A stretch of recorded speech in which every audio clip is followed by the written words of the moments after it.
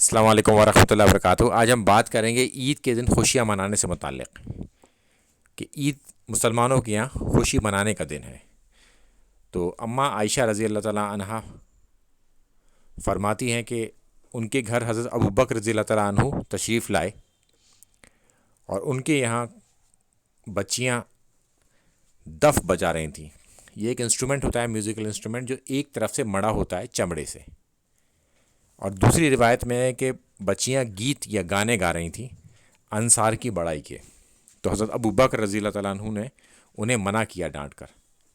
تو اللہ کے رسول صلی اللہ علیہ وسلم وہاں پر لیٹے ہوئے تھے چادر میں، انہوں نے چادر ہٹائی اور کہا کہ اے ابوبکر، انہیں چھوڑ دو۔ ہر قوم کا ایک دن ہوتا ہے خوشی منانے کا، یعنی کہ ہر قوم کی ایک عید ہوتی ہے، یہ ہماری عید ہے۔ تو عید کے دوران ہم خوشیاں منا سکتے ہیں۔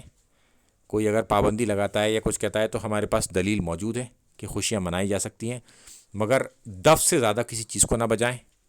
ایک اور دوسرا، جب ہم کوئی گانا، نظم یا نعت پڑھتے ہیں یا گاتے ہیں تو اس نظم کے الفاظ کفریہ اور شرکیہ نہیں ہونے چاہیے۔ اس بات کا ہمیں خیال رکھنا چاہیے۔ السلام علیکم ورحمۃ اللہ وبرکاتہ۔ یہ مشکات المصابیح کی حدیث ہے اور بخاری مسلم دونوں میں موجود ہے، 1432۔ السلام علیکم ورحمۃ اللہ وبرکاتہ۔